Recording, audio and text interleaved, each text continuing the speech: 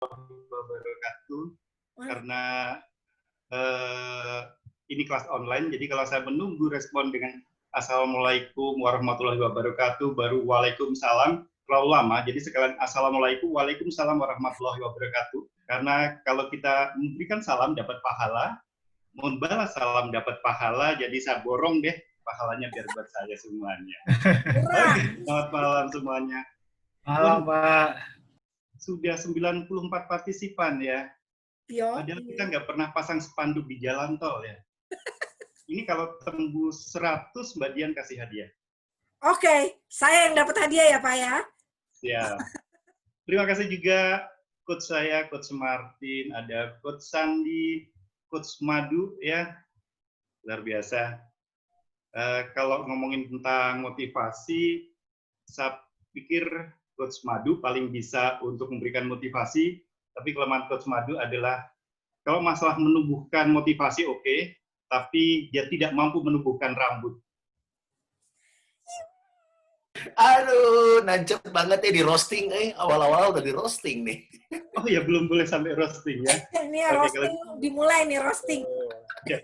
Mesti siap-siap nih giliran berikutnya. Oke, terima kasih teman-teman. Saya senang kelihatan ini dari seluruh Indonesia. Tadi ada yang WA dari saya, padahal saya cuma sharing di status WA saya karena saya tidak begitu banyak menggunakan sosial media. Ada teman-teman, terutama teman-teman dari volunteer, para relawan anti narkoba, semuanya seluruh Indonesia, selamat malam. Guru-guru di Indonesia Timur, guru-guru di Kudus, di Jarum Foundation juga kelihatannya ada yang join. Thank you juga teman-teman dari BCA, selamat malam. Oke, saya akan coba share dulu slide saya. Mbak Dian boleh bantu. Ya, sambil di-share, silakan Pak. Ini ada tantangan dari Pak Gofur malahan. Kalau saya bisa bawa sampai dengan 100 orang, gimana Pak? Dapat gift nggak, kata Pak Gofur? Oke, yes. Kalau sampai 100, Bapak akan saya ajak untuk menginap free di Hotel Peninsula bersama Sumanto. Coba kerahkan teman-teman di grup. Wih, langsung semangat loh Pak. Beneran pengen bobo sama Sumanto. Oke. Tinggal 2 lagi tuh 100 tuh. Yes. Nah, ini dia. Baik, yes. Teman-teman, kita akan mulai dan saya minta semua video teman-teman boleh nonaktifkan semuanya. Oh, dinonaktifkan ya berarti? Dinonaktifkan. Sip. Videonya aja ya Bapak Ibu. Videonya saja, silahkan dinonaktifkan. Sudah semuanya Mbak Dian? Saya tidak terlihat di sini Pak. Bapak yang belum. Iyalah. Oh iya, itu saya nonaktif dan saya pergi dari sini bagaimana? Oh iya. Ada Pak Martin, biar Pak Martin nanti deh. Oke, sudah dinonaktifkan semua? Sudah. Oke, baik. Kalau gitu saya akan mencoba memulai kelas ini dengan mencoba memapping teman-teman supaya saya tahu saya akan mulainya dari mana. Saya punya 4 bentuk, bukan gambar, bukan warnanya, tapi perhatikan bentuknya. Ada segi 4, segi 8, segi 3, dan lingkaran. Jangan pedulikan warnanya, tapi teman-teman silahkan pilih mana yang paling Anda suka. Oke, bentuk pertama adalah segi 4. Jika Anda suka, silahkan aktifkan video Anda. Yang suka segi 4, silahkan aktifkan videonya. Saya mah terlalu kaku segi 4. Dan saya tidak bisa melihat, mungkin Mbak Dian nanti bisa bantu. Ada Boleh. Sip. Yuk Bapak Ibu, mana ya? Nah. Oke, sudah ada mulai beberapa yang memunculkan. Ini masih segi 4 ya, siapa yang merasa? Yes. Belum segitiga, belum. Ini masih belum, yang segi 4 saja silakan aktifkan. Yang segi 4 ya, silakan aktifkan. Sudah cukup banyak? Sudah, yang segi 4 ya, masih segi 4 ya. Ya. Ya, kurang lebih dari 1.500 orang yang ada di sini yang suka sama segi 4 itu kurang lebih ya 28 orang saja sih. Oke, lumayan banyak, 28 orang. Lumayan ya. Anda yang suka dengan segi 4, hasil penelitiannya mengatakan bahwa ini tipe Anda. Anda berpotensi, cerdas, tangguh, low profile, dan pendiam. Oh. Keren ya? Nyesel tadi yang nggak Saya milih. lingkaran. Nyesel, saya buka sekarang boleh nggak ya? Nggak bisa, hanya 1 kali. Oke. Nah, berikutnya, silakan tutup kembali. Sudah 102 peserta. Iya, iya. Baik. Berikutnya adalah siapa yang suka segi 8. Silakan Anda buka video Anda. Yang suka segi 8. Yuk, yang suka segi 8 silahkan. Dibuka, dibuka. Biasanya nggak begitu banyak yang suka segi 8. Oh, Mas. Takut ya? Takut dibilang itu ya? Suka banyak ininya. Banyak lenceng-lenceng. Oke, sudah cukup banyak yang terbuka? Lumayan nih, lumayan. Oke. Oh, jumlahnya sih kurang lebih masih sama lah ya Pak dengan yang tadi. 8. 4.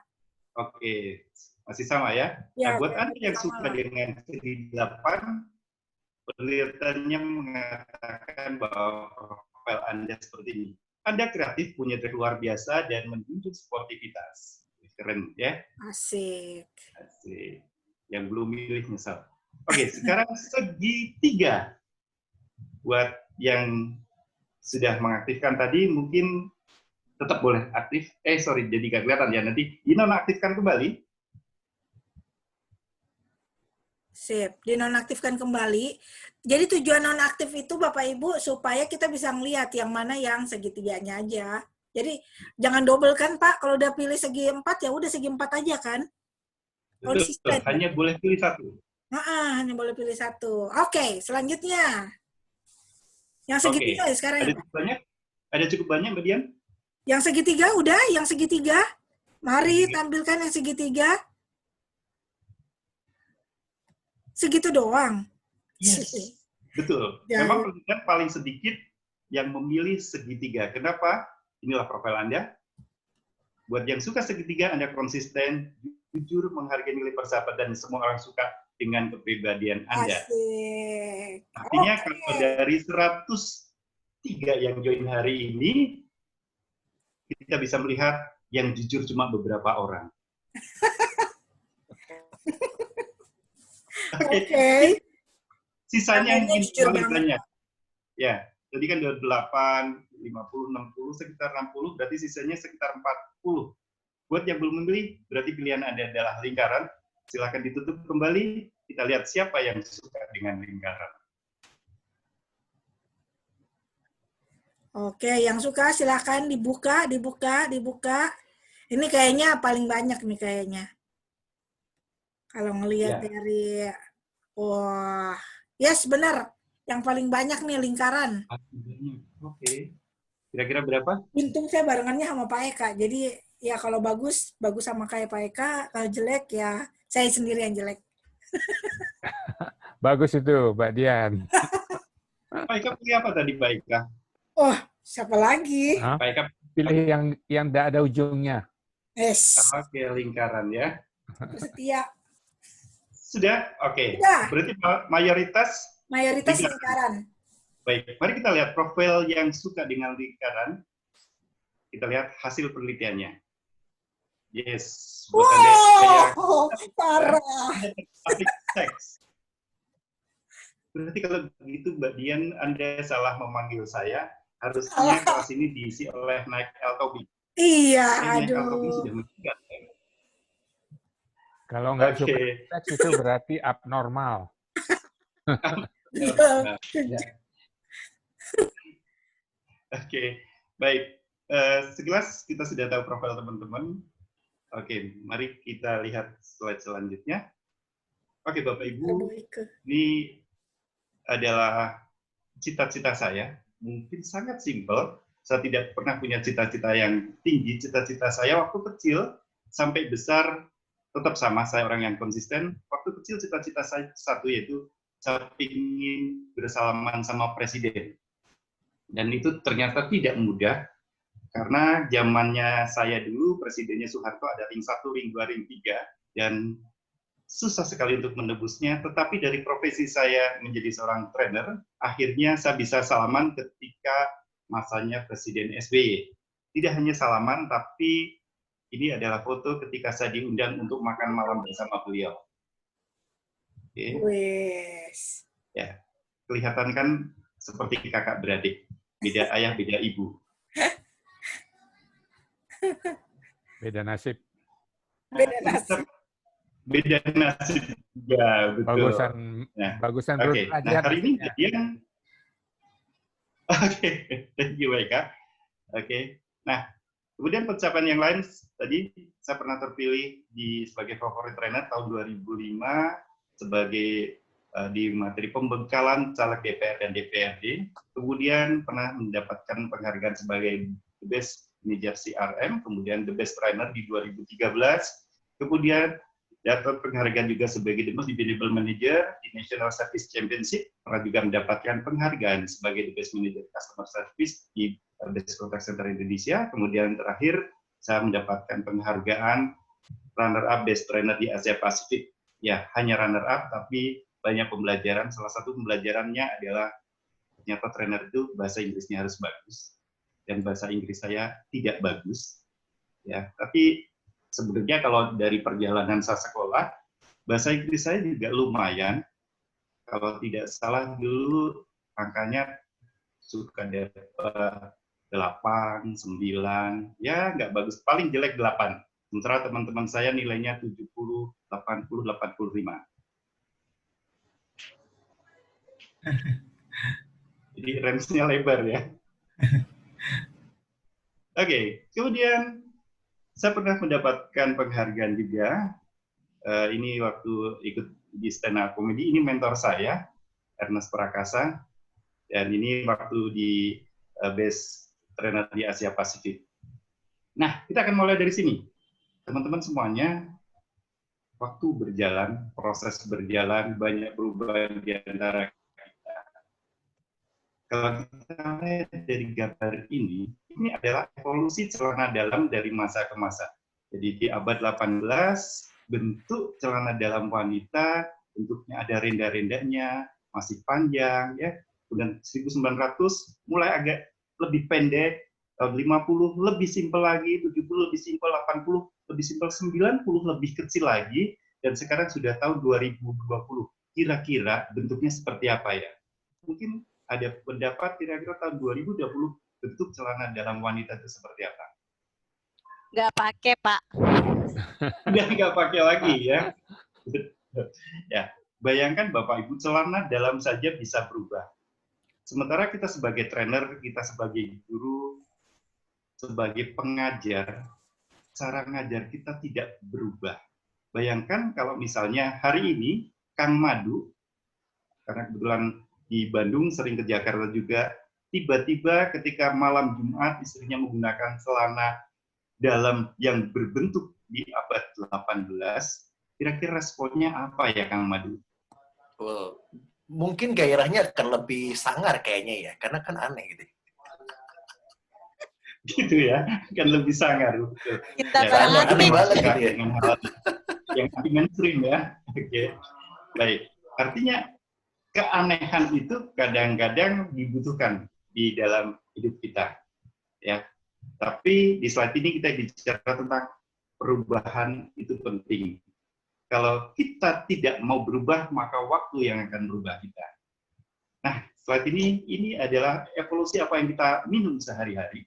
Ya, waktu kita kecil, kita minum susu agak gede dikit, kita coba minum yang bersoda, kemudian agak nakal-nakal dikit ya, kita minum yang sedikit bikin mabok. Tetapi mungkin hari ini kita diingatkan untuk sehat kembali, jadi mungkin air mineral yang kita minum. Tetapi ketika kita nggak bisa menjaga fisik kita, mungkin ini terakhir yang harus kita minum, yaitu botol infus. Oke, nah Bapak Ibu, trainer itu sebenarnya banyak hal yang harus dijaga. Salah satunya adalah fisiknya, harus dijaga. Dulu saya hanya berpikir fisik saja, makanya ketika Coach Daniel, CEO dari Digima Asia bilang, ternyata trainer itu nggak cuma fisik yang harus dijaga, tetapi kita juga harus jaga suara kita, karena itu modal kita. Nanti ada Coach Riri, kemudian ada Coach Leta, Coach Madu, itu jago banget soal jaga suara, dan yang terpenting adalah kita jaga pikiran kita. 3 hal ini penting buat kita. Nah, ini profesi saya, jadi teman-teman, saya adalah trainer, inspirator, dan coach. Kenapa saya lebih suka menggunakan inspirator? Karena menurut saya kalau saya jadi seorang motivator terbaik itu ada di dalam diri kita.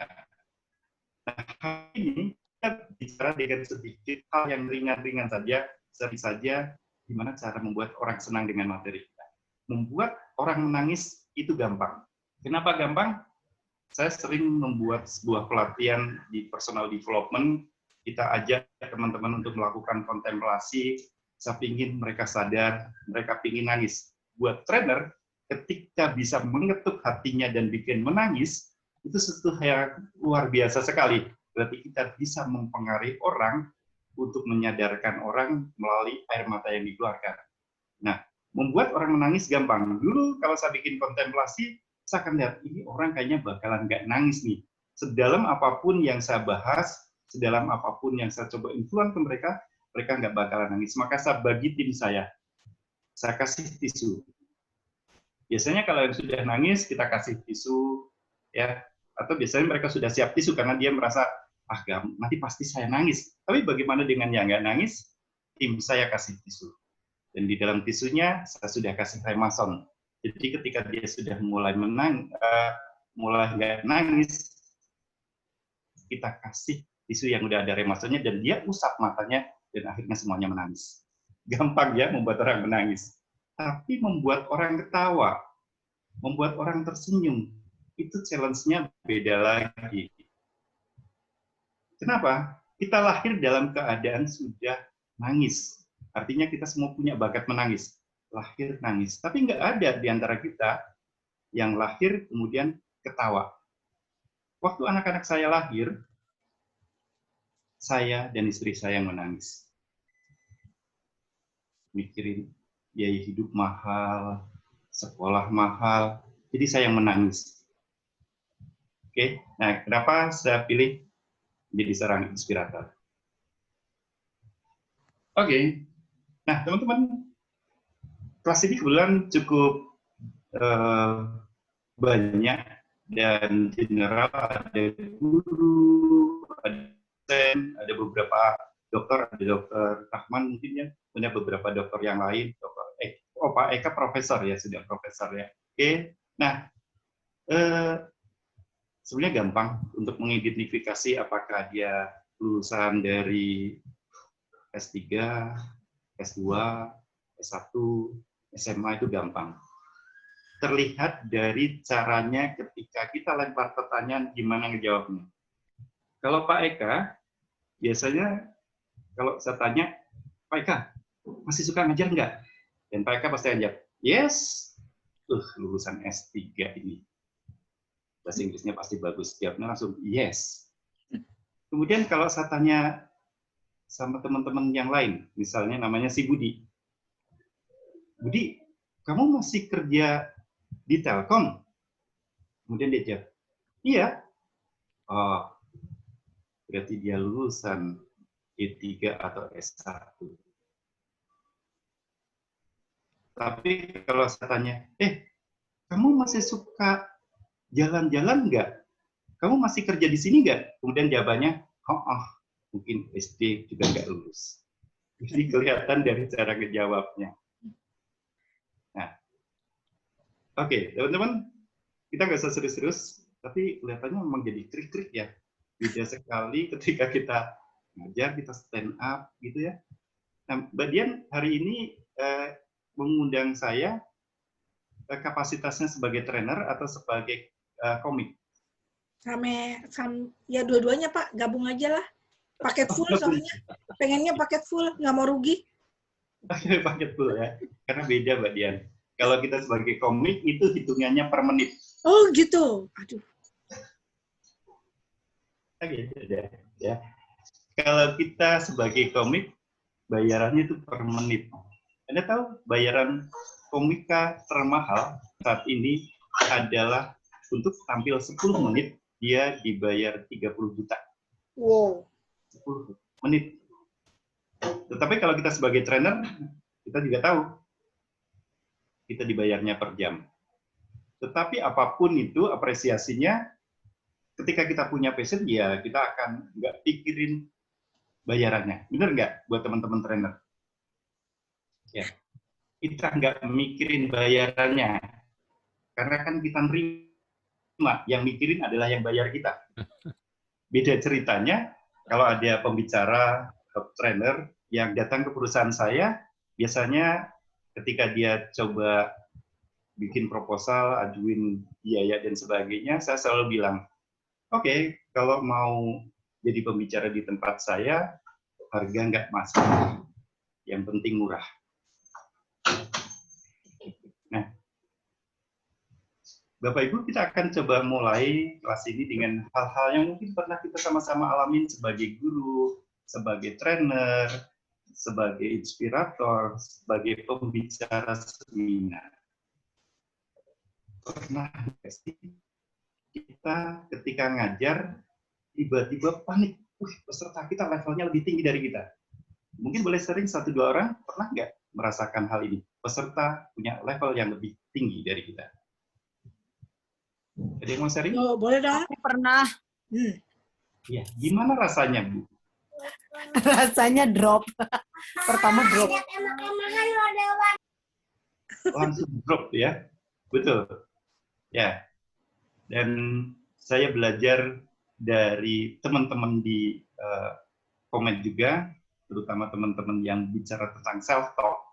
Apa yang kita pikirkan itu akan terjadi pada kita. Ketika kita drop, maka bisa jadi kelas kita juga akan jadi drop. Berikutnya, pernah nggak kita ngajar supaya kelasnya jadi hidup, kemudian kita coba bikin job, tapi kita khawatir, kalau saya bikin job, kelasnya jadi klik. Pernah? Boleh sharing yang pinginnya ngejob, tapi takut kalau nggak lucu, malah menjatuhkan reputasi kita sebagai trainer atau sebagai guru di depan. Jadi mau sharing? Nah, Oke, belum. Oh, Gak ada apa, yang nanti nih. kita Bu Dewi ya lanjutkan. yang jawab ya. iya betul. Oh, pernah. Pernah. Jadi karena kan kebetulan saya dari Shopee. Oh. Saya punya Pak Derajat waktu masih di BCA. Nah, jadi dulu itu sama waktu kalau misalnya kadang ngajar, ini kan yang masuk kebetulan zaman-zaman milenial ya, anak-anak generasi muda yang sedikit lebih baper. Jadi kadang mereka itu lebih sensitif menurut saya sih. Kadang joke-joke-nya kita tuh pernah satu kali sih saya ngerasain satu kali ngejoke, tapi mereka diem cuman ngangkat alis dan nggak ketawa. Betul, ya. Gitu Ngeri deh, rasanya ya. Pak Derajat dan Budian. Iya. Oke, thank you Mbak Dewi dari Shopee ya. Oke. Yes. Iya. Memang rasanya kita pingin kelas kita hidup, tapi ternyata ya malah jadi berantakan. Kita pun kok ngerasa, aduh, nggak direspon sama audiens kita. Atau berikutnya, teman-teman, coba perhatikan gambar ini. Sama tanya sama teman-teman, mana yang lagi bahagia, mana yang lagi sedih, mana yang lagi ngantuk, mana yang lagi senang. Ambiar, Pak, nggak kelihatan. Ambiar ya? Hampir sama. Oke. Setipe Soalnya semua. Setipe. Itu semua. Nah, itu yang terjadi di kelas kita. Respon peserta akan terjadi seperti ini. Ya, kita nggak bisa baca ketika kita nggak lakukan interaksi. Nah, kenapa hari ini kita ngomongin tentang talks like a comedian, inspire like a trainer. Nah, kita akan bicara ternyata para komedian itu, para komik, ketika menyiapkan sebuah penampilan ketika mereka perform itu sama seperti yang kita lakukan sebagai seorang trainer. Oke, nah ini yang mau saya sering sama teman-teman. Pingin kan kalau kita ngomong orang nyimak semuanya, ya orang mempercaya apa yang kita omongkan. Yang pertama, audiens cenderung menyimak dan mempercaya orang yang pertama ketika disukai. Nah, pasti ketika ada orang yang lagi cerita dan kita suka, apapun yang diceritakan, kita akan simak dan kita percaya. Contohnya saya punya sahabat, ya Pak Eka. Ya. Pak Eka mau ngomong apa saja, saya suka. Karena memang apa yang diomongin banyak ilmunya, walaupun Pak Eka adalah pakar berpikir tanpa mikir. Nah, saya juga nggak tahu tuh, gimana, kenapa saya jadi suka sama Pak Eka. Dan benar nih. Yang benar nih. Yang benar. Oke, Pak Eka, di dunia ini cuma ada dua pria, Pak Eka. Ya, Apa itu? pria baik dan pria normal. Ya, pria baik itu ciri-cirinya adalah biasanya nggak normal, tapi pria normal biasanya nggak baik. Contohnya, pria baik, kalau lihat yang lebih cantik, lebih seksi, diem aja, itu berarti baik, tapi nggak normal. Tapi sebaliknya, pria normal biasanya nggak baik. Lihat yang lebih cantik, lebih seksi, dia diem aja. Itu baik sih, tapi nggak normal. Kalau saya orang new normal, Pak Derajat. Betul. Nah, karena Pak Eka orang yang new normal, ya, agak susah dibedain sih. Ya. Antara new normal sama abnormal.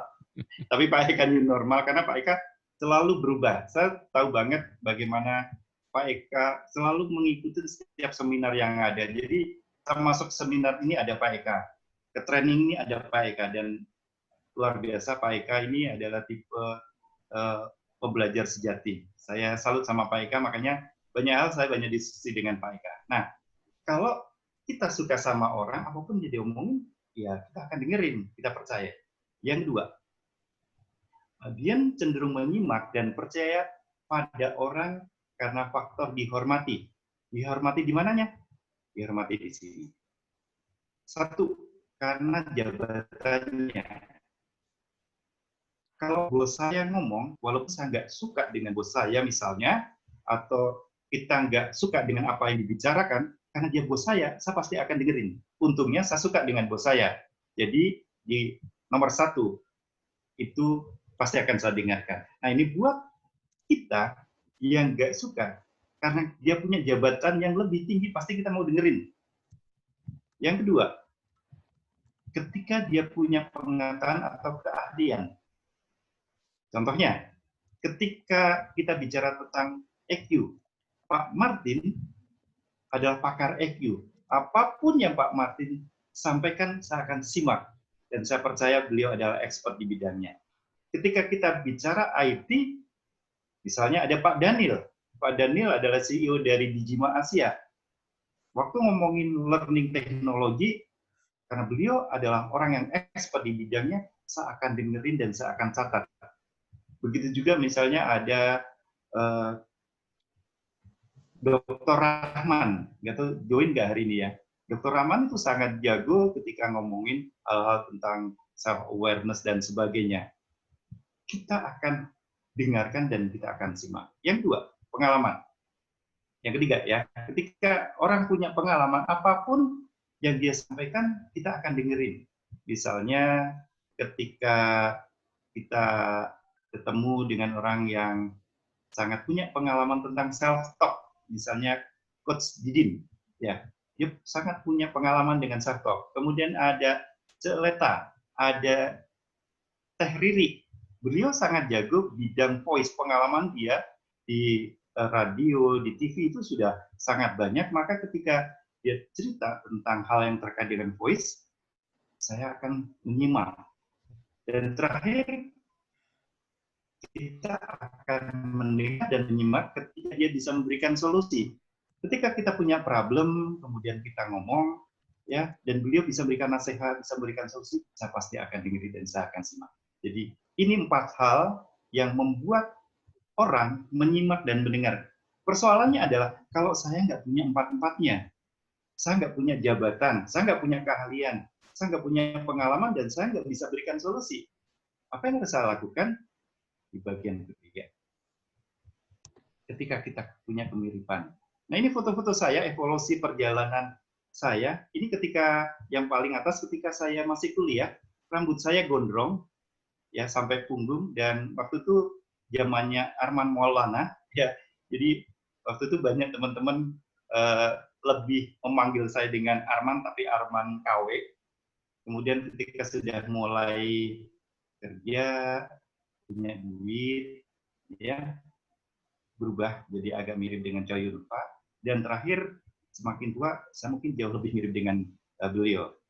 Oke, ini joke saja. Nah, teman-teman, kemiripan apa sih yang dimaksud dengan kemiripan? Gini, saya akan simak ketika orang punya kesamaan dengan saya. Contohnya, kalau saya lagi ngajar ke Medan, maka saya akan bicara dengan logat Medan, dengan mungkin jok-jok yang ada di Medan. Saya jadi ingat sekali waktu ke Medan, jadi waktu itu beberapa puluh tahun yang lalu saya ke Medan, dan biasanya kalau saya berikan seminar di Medan itu di airport sudah dijemput dengan orang yang menggunakan kertas, ya perlihatkan nama saya, kemudian saya cari-cari, oh, yang jemput saya.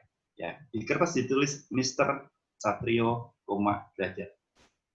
Nah, biasanya panitia itu kan suka ingin akrab dengan saya. Ketika tas saya sudah dimasukkan ke dalam mobil, ketika sudah masuk dalam mobil, karena melihat saya masih muda waktu itu, dia ingin akrab dengan saya, dan saya coba memiripkan juga dengan dia. Dia sapa dengan sapaan yang sangat hangat dan sangat berkesan. Dia sapa seperti ini, Bangsat dari Jakarta berangkat jam berapa? Saya agak shock juga. Kenapa menyebutnya Bangsat? Saya baru sadar nama saya Satrio. Dan ketika dia menyebut bang, kemudian disambung dengan kata sat, kan jadi bangsat. Bangsat dari Jakarta jam berapa? Saya awalnya agak shock. Oh iya, saya ingat, ini Medan. Berarti saya juga harus menggunakan bahasa bang di sana. Ketika di Sunda, juga saya akan mencoba menggunakan bahasa Sunda. Ketika di Indonesia Timur, saya juga akan mencoba menggunakan logat-logat di sana. Karena ketika dia punya kemiripan dengan kita, dia akan menjadi nyaman dengan kita. Nah, sekarang kita bicara peserta training kita itu siapa sih? Kalau kita bicara tentang peserta training, ternyata kalau kita kelompokkan, peserta training yang pertama itu adalah tipe wisatawan. Tipe wisatawan itu tipe yang seperti apa? Adalah mereka-mereka yang ketika training, oke, ini kesempatan saya nih training. Buat apa? Buat refreshing, suntuk dengan aktivitas di kantor. Jadi training itu seperti wisata. Ciri-cirinya apa? Biasanya dia mulai observasi, entar breaknya apa ya makanannya, entar makan siangnya apa ya, entar balik jam berapa, sering-sering lihat jam. Itu wisatawan, karena tujuannya adalah refreshing dari kejenuhan rutinitas di kantor. Yang kedua adalah tipe narapidana. Tipe narapidana itu seperti apa? Adalah mereka ketika training itu benar-benar seperti narapidana. Raganya ada di kelas, tapi nyawanya kemana-mana. Tipe ini siapa? Adalah mereka yang dengan terpaksa ikut training. Karena disuruh oleh atasan, oke, besok kamu training. Dan dia ikuti karena terpaksa, dan di dalam kelas biasanya mereka duduk diam, tetapi pikirannya kemana-mana. Nah, ini tipe narapidana. Tipe ketiga adalah tipe teroris. Nah, saya paling suka dengan teman-teman peserta training yang tipe teroris. Kenapa? Karena teman-teman training yang tipe teroris ini biasanya suka ngacauin di kelas. Ya, biasanya suka bikin gaduh di kelas. Dan buat saya, ketika ketemu seperti ini, saya paling senang. Kenapa? Dia akan jadikan maskot, dan saya bisa gunakan dia untuk menghidupkan suasana kelas. Banyak orang ketika ketemu dengan banyak peserta teroris justru menghindari, tetap jaim dan sebagainya. Dan mereka, para teroris, ketika kita sebagai trainer mereka masih jaim, kemudian mencoba tampil cool, mereka semakin tertantang untuk menteror kelasnya. Dan saya suka dengan teroris ini, karena akan kita gunakan di kelas-kelas kita. Dan berikut terakhir adalah tipe learner, para pembelajar. Dan ini biasanya juga cukup banyak di dalam kelas-kelas kita. Nah, peserta training ini akan menentukan ketika kita di awal, kita akan coba lakukan mapping. Oke, banyak wisatawannya, atau banyak narapidananya, atau banyak terorisnya, atau pembelajarnya. Itu di awal sebenarnya kita bisa lakukan dengan beberapa aktivitas yang mudah. Oke. Sampai di sini ada yang mau ditanyakan dulu? Belum ada? Ada yang mau ditanyakan? Ini kayaknya kok pesertanya sekarang malah pertanyaannya sekarang kenapa berkurang pesertanya? Oke. Belum ada sih Pak, kayaknya pada seneng ngeliatin sharing Bapak nih. Masih nyimak. Oke, nggak apa-apa. Nah, kalau ketemu dengan peserta sendiri, ketika kita ngajar ternyata nggak banyak nanya, apalagi banyak yang walk out, nah itu menjadi awareness buat kita. Ada apa dengan kita? Ya. Nah, ketika nggak banyak nanya, ada kemungkinan satu, dia udah pernah dengar, udah pernah ngerti, atau bahkan tidak tertarik sama sekali. Nah, bagaimana membuat orang bertanya, itu menjadi tantangan kita sebagai trainer. Nah, biasanya apa yang saya lakukan, saya akan inspire dia, ya, saya akan kasih inspirasi gimana kita menjadi orang-orang yang suka nanya. Biasanya cerita yang saya sampaikan adalah cerita ringan keseharian saya. Saya akan lakukan seperti ini. Oke, teman-teman. Saya ingin teman-teman di kelas ini pakai prinsip. Pernah gatel nggak? Ketika gatel kemudian nggak digaruk, apa yang akan dirasakan? Kita semakin gatel. Nah, jadi gunakan prinsip gatel. Ketika gatel, silakan Anda bertanya. Jangan ditunda, karena ketika ditunda, kita semakin gatel. Kalau itu nggak mempan juga, gunakan cerita yang lain. Contohnya gini. Teman-teman, saya sama kayak teman-teman ketika dulu saya jadi peserta training, ketika saya kuliah dulu, saya adalah orang yang paling benci bertanya. Kenapa? Kalau saya bertanya itu lagi nunjukin saya bodoh, saya nggak tahu. Jadi supaya tidak terlihat saya bodoh, lebih baik saya pura-pura mengerti, padahal saya sebenarnya nggak ngerti. Dan itu yang saya lakukan ketika kuliah, saya itu paling nggak suka nanya sama dosen. Kenapa? Saya punya mindset, kalau nanya, jangan tunjukkan bahwa kamu bodoh. Jadi itu mindset yang saya pegang. Jadi setiap kali ada training, ada seminar, ada kuliah, saya nggak pernah nanya. Tetapi mindset saya menjadi berubah ketika suatu saat saya diminta oleh perguruan tinggi saya untuk mewakili perguruan tinggi saya ke Jakarta. Dengan cara adalah saya harus benar-benar mewakili perguruan tinggi saya untuk kompetisi di LIPI. Hari saya ingat sekali adalah Senin saya harus ada di Jakarta, sementara sudah hari Minggu, satu-satunya cara tertepat untuk ke Jakarta adalah naik pesawat. Saya baru tahu caranya naik pesawat, karena sebelumnya saya nggak pernah naik pesawat, dan itu yang terjadi, saya nggak pernah naik pesawat. Karena saya tidak ingin terlihat bodoh, saya nggak ingin terlihat kampungan, yang saya lakukan adalah, yang penting kamu jangan nanya ya. Pagi-pagi saya observasi di Bandara Adi Sucipto, ingin tahu caranya, gimana sih caranya orang naik pesawat, tanpa bertanya, supaya tidak terlihat bodoh. Dan yang saya lakukan, saya observasi, ternyata gampang buat naik pesawat. Caranya gimana? Gampang kok. Yang penting punya uang. Dan saya punya uang untuk beli tiket. Tapi saya lupa melakukan observasi di dalamnya. Ternyata ada proses scanning. Yaitu semua barang-barang yang kita bawa, di scanning sampai di dalam. Dan saya tidak melakukan itu. Tetapi kalau saya nanya sama ibu-ibu yang di depan saya, gimana sih caranya? Kalau scanning itu kelihatan saya banget kampungan dan saya bodoh banget. Cuman hal kayak gitu nanya. Jadi saya tetap gunakan prinsip saya. Jangan nanya biar nggak kelihatan bodoh. Dan akhirnya proses terjadi tanpa saya harus bertanya. Singkat cerita, saya masuk ke dalam pesawat dan saya di check-in. Saya nggak tahu caranya check-in, tapi sekali lagi saya punya mindset jangan nanya biar nggak kelihatan bodoh, dan saya nggak nanya. Saya observasi, saya nunggu gimana caranya orang check-in. Dan singkat cerita saya ada di dalam pesawat.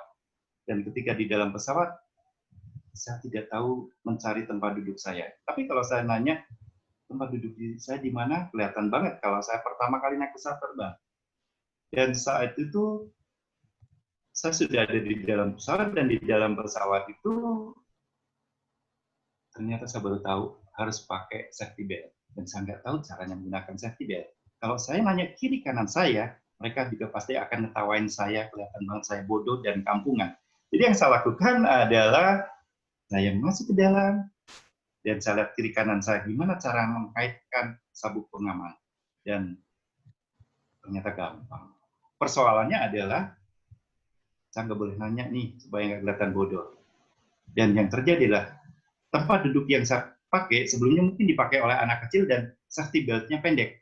Jadi yang saya lakukan adalah saya tekan sebuah tenaga, saya tekan, krek.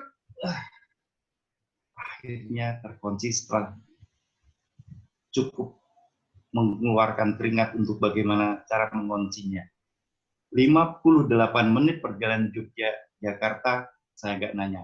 Efek dari nggak nanya, 3 hari 3 malam perut saya berbekas sabuk. Dan ironisnya lagi adalah ketika melepaskan, saya nggak bisa melepaskan. Jadi ketika lihat kiri kanan, melepaskan, saya coba, dan akhirnya saya coba. 3 hari 3 malam, bekas sabuk masih ada. Nah, persoalan kedua adalah, ternyata gampang naik pesawat terbang. Saya selalu meremehkan dan merasa sudah pintar. Apa yang terjadi ketika saya sudah merasa pintar?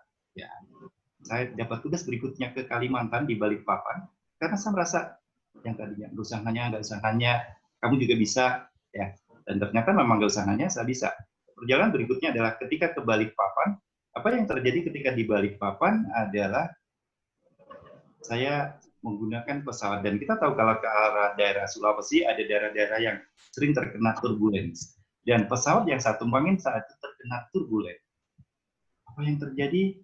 Pesawat terguncang dengan keras, semua kiri kanan, semua penumpang sudah berdoa dengan nama Tuhan, kemudian ada yang menyebut Allahu Akbar, Allahu Akbar. Suasana menjadi tegang, dan saya tenang-tenang saja. Karena menurut saya kalau naik angkot juga rasanya kayak gini. Dan apa yang terjadi? Terguncang lagi, saya masih cukup tenang. Dan ketika pesawat sudah mulai tenang, ibu samping saya nanya, Mas, kamu kayaknya udah sering naik pesawat terbang. Saya bilang, kenapa Bu? Tadi kamu kelihatan tenang sekali. Baru saat itu saya bertanya, oh, emang kenapa Bu? Mas, itu tadi turbulen, pesawat masuk di ruang tanpa udara, dan kalau jatuh, kita semua bisa mati. Saya baru kaget, telat. Ya, ternyata saya telat untuk kaget. Dari situ saya belajar. Coba saja kalau pesawat tersebut jatuh, semua orang mati, saya yakin semuanya bisa masuk surga.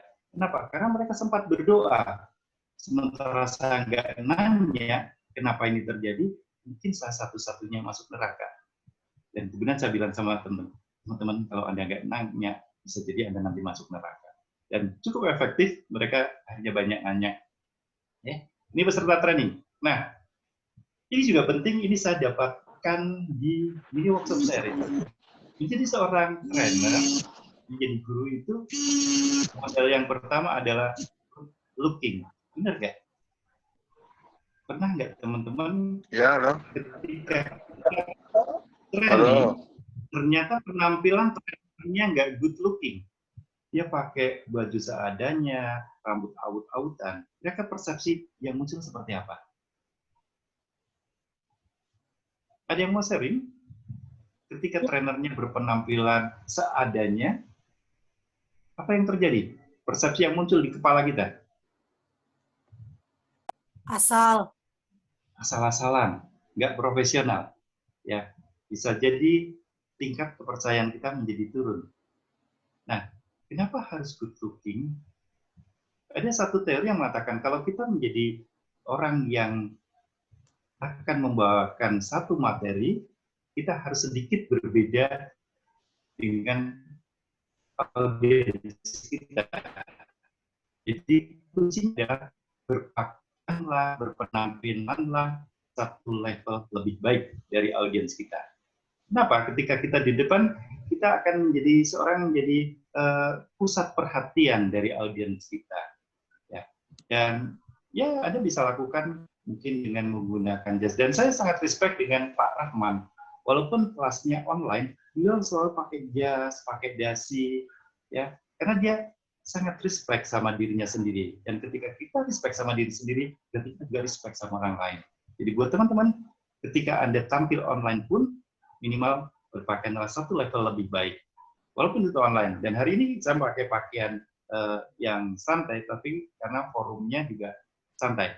Tapi saya akan selalu menggunakan satu level lebih baik dari kita. Terus gimana dong kalau misalnya tampil di kelas yang tatap muka? Ya, kalau sekarang kan istilahnya tatap layar. Kalau kelas tatap muka, ya berpenampilannya. Maka mari kita perhatikan beberapa trainer yang sudah dikenal di Indonesia selalu berpenampilan satu level lebih baik. Ya. Kadang-kadang dia menggunakan arloji yang cukup mahal, ya, sepatu yang oke, penampilannya oke, bukan buat gaya, tetapi ya dia respect sama diri sendiri, dan dia sadar dia adalah pusat perhatian dari orang yang akan mendengarkan trainingnya. Jadi mungkin Kang Madu ketika ngajar nanti, walaupun mungkin pakai baju putih nggak apa-apa Kang Madu, yang penting pakai dasi. Ya, biasanya dasi yang eye-catching adalah dasi-dasi warna merah. Ya, itu biasanya suka dipakai oleh para trainer. Syukur-syukur Kang Madu berani menggunakan dasi warna merah yang ada tulisannya Tuturi Handayani. Itu lebih eye-catching. Good looking, ini penting buat kita sebagai trainer. Yang kedua, good cooking. Apakah harus jago masak? Enggak juga. Maksud saya gini, ada beberapa training, materinya bisa sama. Di komunitas Komet, para trainernya sangat banyak dengan berbagai disiplin ilmu. Tapi ada ilmu yang sama. Tetapi sebagai trainer, challenge-nya adalah pinter nggak sih kita memasak materi kita. Materi yang sama ketika disampaikan oleh orang yang berbeda, dicernanya juga akan beda. Materi yang sama ketika disajikan oleh trainer yang berbeda, dinikmatinya juga beda. Jadi, kita sebagai seorang trainer, pinter-pinterlah memasak. Kenapa? Apalagi saat ini, anak-anak milenial, anak-anak Gen Z, itu nggak suka dengan materi-materi yang theoretical. Jadi, perkayalah materi kita. Kalau cuma dikasih modul, baca sendiri, buat apa dia akan duduk di kelas? Lebih baik dia baca sendiri. Tetapi ketika di kelas, dia ingin dengarkan kita, ingin tahu lebih banyak dengan pendalaman pengayaan, dengan contoh-contoh, dengan sesuatu yang bisa kita simulasikan. Dia tuh dibilang diem Pak nih di MWS. Dia terkenal ya, nggak banyak ngomong, tapi sekalinya ngomong bikin ngakak Pak Derajat tuh. Kenapa? Ini original. Ya, jadi good cooking. Jadi harus benar-benar jago masak, ya. Jadi materi yang sama kita coba masak dengan banyak pengayaan. Berikutnya, good listening. Sudah pasti. Kita suka lupa sebagai trainer, kita suka ngerasa, mendingan kita yang banyak ngomong, padahal seharusnya kita banyak mendengar. Kenapa? Karena Tuhan sebenarnya sudah kasih kita dengan desain untuk good listening. Tuhan kasih kita 2 telinga dan 1 mulut. Itu artinya harus lebih banyak dengar dibanding dengan banyak ngomong. Dan kita suka lupa itu. Jadi seorang trainer harus good listening. Nah, berikutnya, good speaking. Ini bagiannya Coach Riri dan Coach Leta, Coach Madu. Ya, good speaking. Dan itu harus dilatih.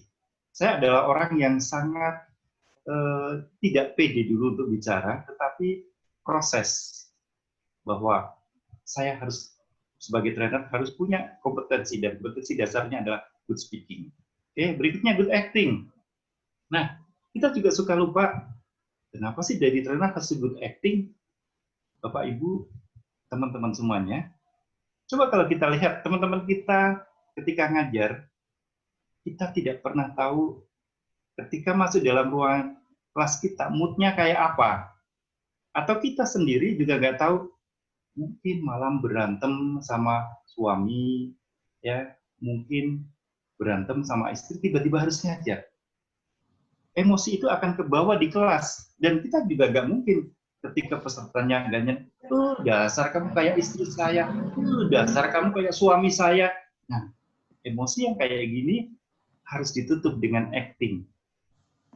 Peserta akan melihat kita bahwa kita oke-oke saja ketika di dalam kelas. Mereka nggak peduli apa yang terjadi di belakang kita, tapi ketika di kelas ya mereka maunya, oke, saya ingin ketemu dengan trainer yang ini, ya.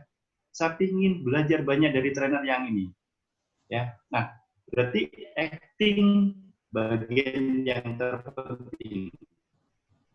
Oke, berikutnya good entertaining. Nah, ini juga penting teman-teman. Good entertaining itu juga menjadi bagian yang penting. Training ketika kita nggak mendesain dengan baik, ambience-nya nggak oke, kemudian hal-hal kecil kadang kita perlu perhatikan. Tata lampunya, kemudian kita bisa melihat ketika harus matiin slide, lampu tombolnya ada di mana, itu harus kita lakukan.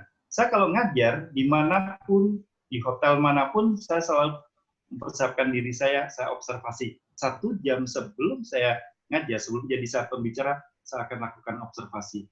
Oke, itu nanti tombolnya ada di sana. Oke, kalau nanti mic-nya nggak jalan, berarti apa yang saya harus lakukan? Semua harus dilakukan dan dipersiapkan. Nah, good entertaining. Boring nggak sih ketika kita training isinya adalah teori semua? Boring nggak sih ketika kita training isinya gitu-gitu saja? Pada dasarnya materi yang ada pada kita itu sebenarnya mereka udah ngerti kok. Persoalannya adalah sudah lakukan atau belum. Nah, challenge sudah lakukan atau belum itu menjadi challenge yang menantang buat trainer.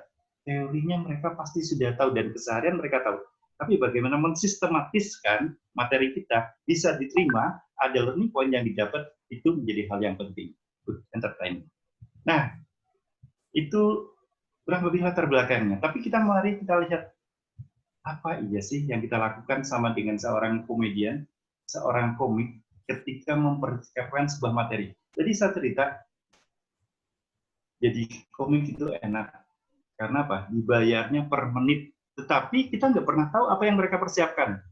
Jadi rekor termahal sekarang itu untuk bicara 10 menit, itu bisa dibayar 30 itu belum profesional ya, tapi kalau kayak komika-komika yang sudah cukup kenal mungkin bisa lebih. Nah, kita bicara tentang teman-teman yang suka menang di Suca, suka menang di beberapa kompetisi stand up comedy. Mereka punya harga yang cukup bagus dan tampil 5-10 menit. Dan mereka benar-benar mempersiapkan itu semua. Nah, bagaimana dengan kita para trainer? Para developer modul, sama yang kita lakukan. Dan saya lakukan seperti ini. Ketika saya mau mendesain sebuah training, simple yang saya lakukan. Sama seperti seorang komedian. Ya, cari kegelisahan atau keresahan. Jadi prinsipnya adalah jangan cari lucunya, tapi cari yang digelisahkan. Kalau kita cari lucunya malah jadi nggak lucu. Tapi apa yang digelisahkan? Contohnya, kalau kita bicara hari ini, saya mau bikin stand up comedy. Kira-kira apa sih yang digelisahkan oleh kita? Mungkin teman-teman bisa sharing. Hari ini gelisah apa sih? Ada yang mau sharing? Yuk. Penjara di rumah. Penjara di rumah, betul. Iya. Kita bicara tentang lockdown. Di penjara di rumah sendiri. Kegelisahan semacam ini, itu bisa dibuat menjadi sebuah materi stand up comedy. Gelisah, ya. Apa sih kegelisahannya? Nggak bisa kemana-mana, nggak bisa nonton, berhari-hari di rumah, ya. Anak saya yang gede nggak pernah saya kasih makan, tapi ketika keluar kamar tiba-tiba udah gede banget, ya karena ternyata apa yang dia lakukan, main game, tiba-tiba ada GoFood datang, pesan apa lagi, kemudian 1 jam lagi, dia masih ada yang datang lagi. Kegelisahan semacam ini menjadi sebaban. Oke, terus balik kita trainer.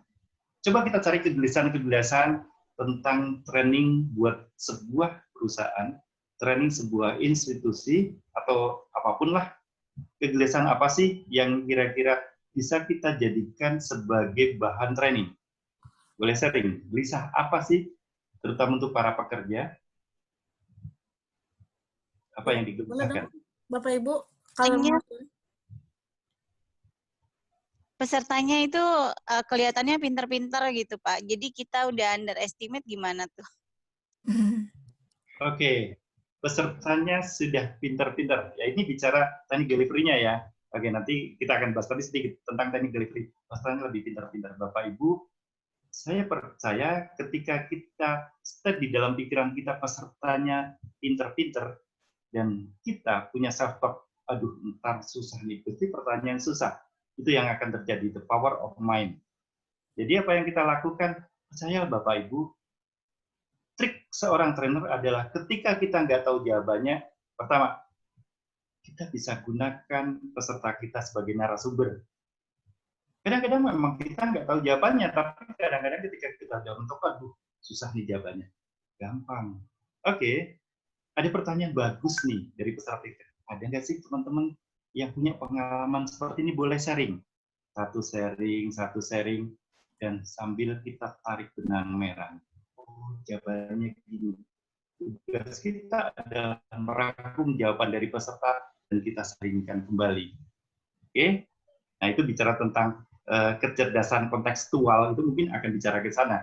Oke? Nah, itu delivery-nya. Tapi kontennya gimana? Apa sih kita resahkan saat ini? Kita bicara apa sih? Perusahaan-perusahaan itu lagi resah apa? Mungkin resah tentang, sebentar lagi mungkin akan ada PHK, rasionalisasi. Nah, apa yang diresahkan itu bisa jadi bahan training. Mungkin akan jadi bahan training tentang stress management. Nah, ini jagonya Pak Martin nih, bagaimana mengelola stres. Nah, dimulai dari keresahan, kegelisahan itu akan jadi topik yang menarik. Tentang judul gimana? Judul pikirin nanti. Tetapi ingat bahwa judul itu juga bagian penting orang tertarik. Contohnya, Bapak Ibu, kalau kita lihat di Gramedia, itu banyak judul-judul yang keren-keren. Misalnya, kaya tanpa kerja. Itu eye-catching banget tuh. Gimana sih caranya kaya tanpa kerja? Waktu kita buka dalamnya, biasa saja. Tetapi judul menjadi hal yang penting ketika kita menjual training. Nah, saya belajar, kebetulan saya adalah aktivis untuk anti narkoba. Saya belajar juga dari para bandar narkoba, gimana mereka jualan dan saya gunakan untuk menjual training saya. Para penjual narkoba itu satu, nggak pernah mau publish secara detail profilnya. Yang kedua, mereka ketika jualan pertama pasti akan kasih dengan kualitas yang paling bagus. Oke, harga, nggak peduli harga. Yang penting, lo beli barang saya yang paling bagus, yang paling berkualitas, ntar kalau butuh lagi, hubungin saya. Nah, training kan sama sebenarnya, kayak jual narkoba. Oke, kasih training yang paling bagus sampai orang ketagihan, sampai orang edik. Kalau perlu sampai orang sako dengan materi kita. Harga ntar aja deh. Kasih yang terbaik kualitasnya, itu kunci pertama. Kalau mereka sudah mulai edik, ketagihan, bahkan sako, dia akan bayar kita semahal apapun, dia akan bayar. Nah, persoalannya adalah gimana sih membuat training kita berkualitas? Itu nanti bisa dipelajari di sesi tersendiri. Jadi jual training itu beda-beda tipis lah sama jual narkoba. Oke, clear ya jawabannya. Oke, berikutnya cari premis. Premis itu apa? Premis adalah perasaan negatif sebuah subjek. Jadi misalnya gini, saya akan ngambil subjek ketika saya jadi seorang komik adalah bicara tentang jomblo. Nah, mungkin banyak di antara teman-teman yang jomblo. Oke, premisnya jomblo. Berarti kalau gitu saya mulai mikirin, apa sih yang digelisahkan tentang jomblo? Hal negatif apa? Oh iya, jomblo itu kan nggak enak ya. Sendirian, ya. Tapi sebenarnya jomblo nggak sendirian, saya pikir. Kenapa? Kalau jomblo 1, jomblo 2, jomblo 3 dikumpulin juga rame, nggak sendirian lagi. Oke. Nah, saya mulai mikirin gini, iya ya, negatif. Jadi saya mulai berpikir, oke teman-teman, buat Anda yang masih jomblo, jangan pernah khawatir kalau Anda jomblo. Kenapa? Kalau malam minggu sendirian itu sebenarnya nggak masalah. Yang masalah adalah ketika Anda malam pertama sendirian.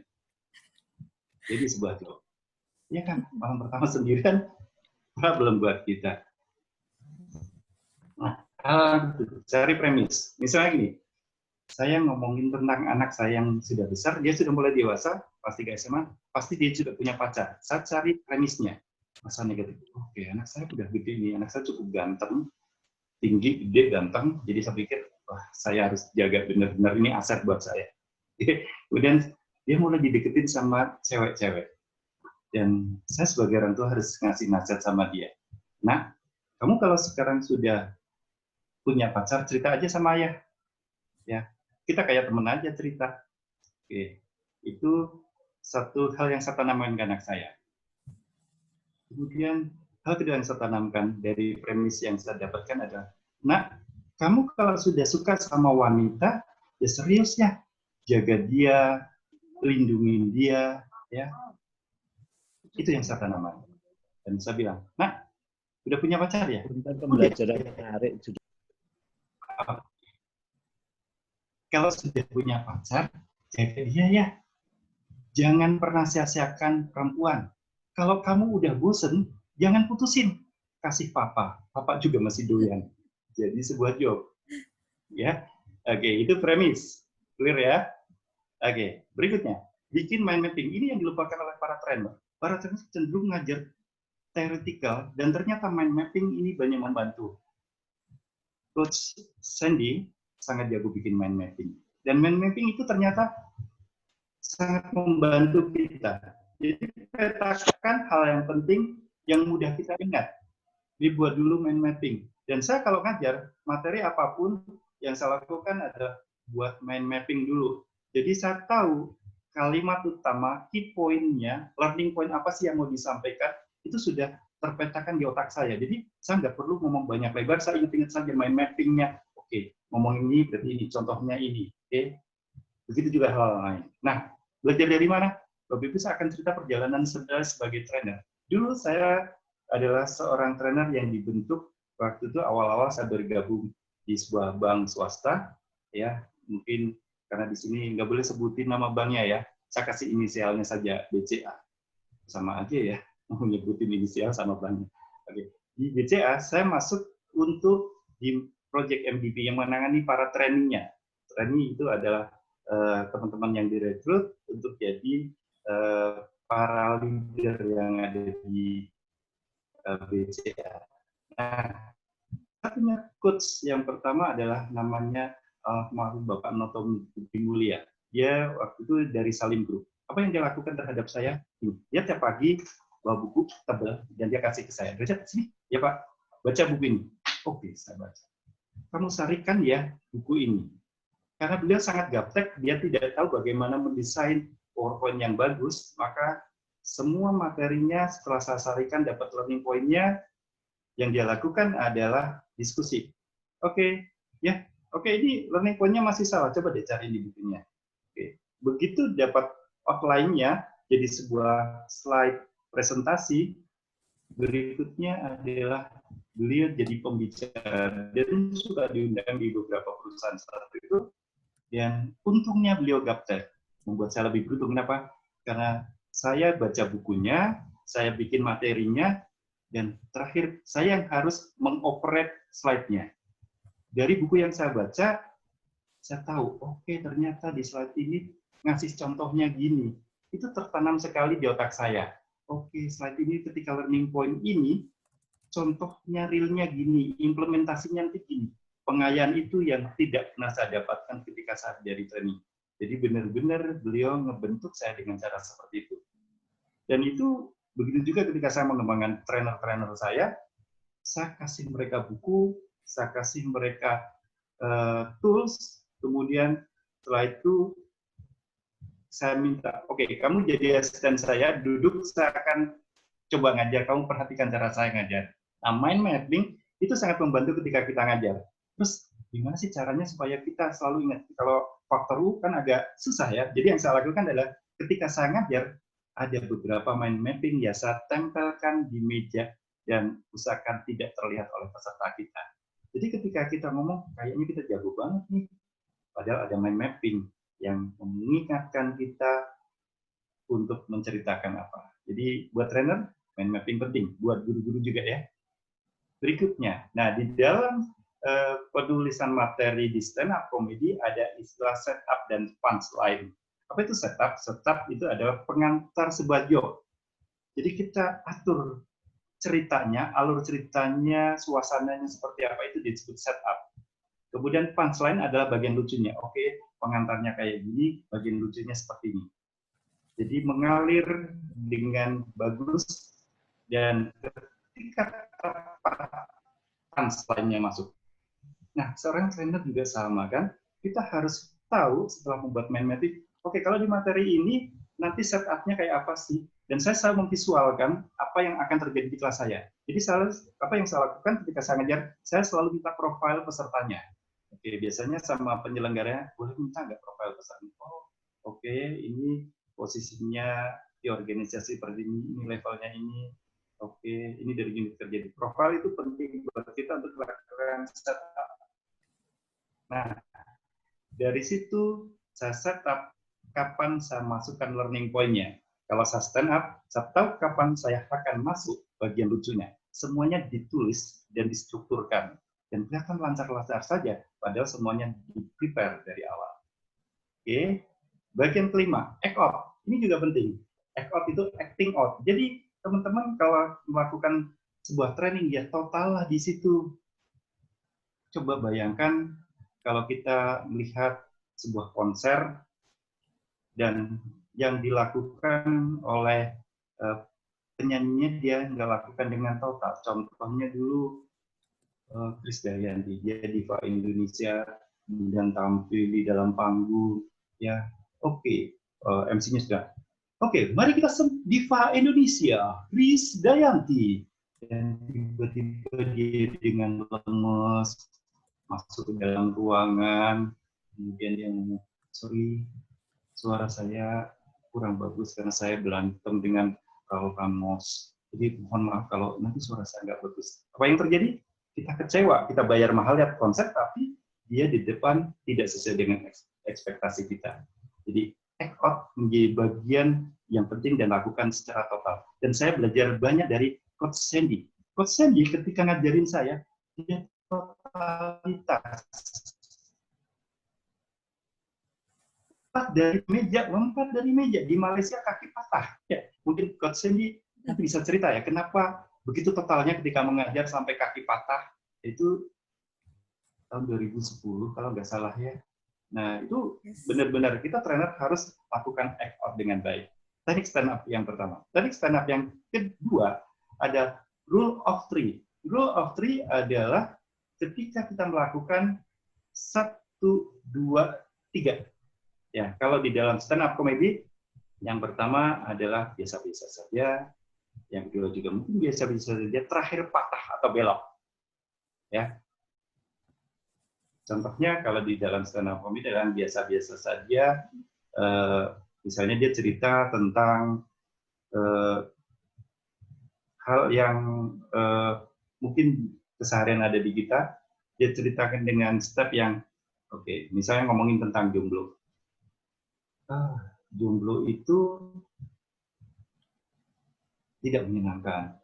Jomblo itu sendiri. Tapi jomblo itu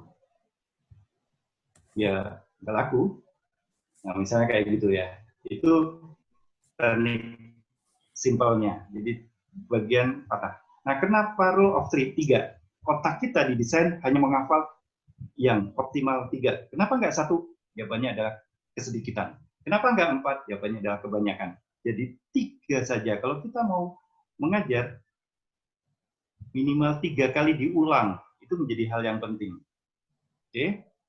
Nah, berikutnya, double punch. Nah, ketika kita jadi seorang stand up comedy, punchline-nya bisa double-double nih. Ya. Punchline-nya bisa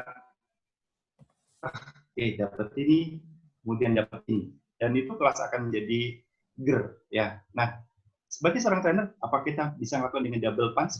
Bisa dong. Harusnya ketika punya learning point ini, langsung tambahkan learning berikutnya. Nah, itu namanya double punch. Ya. Nah, Contohnya double punch. Misalnya saya cerita gini. Oke, teman-teman, saya itu seumur hidup nggak pernah ditolak oleh cewek.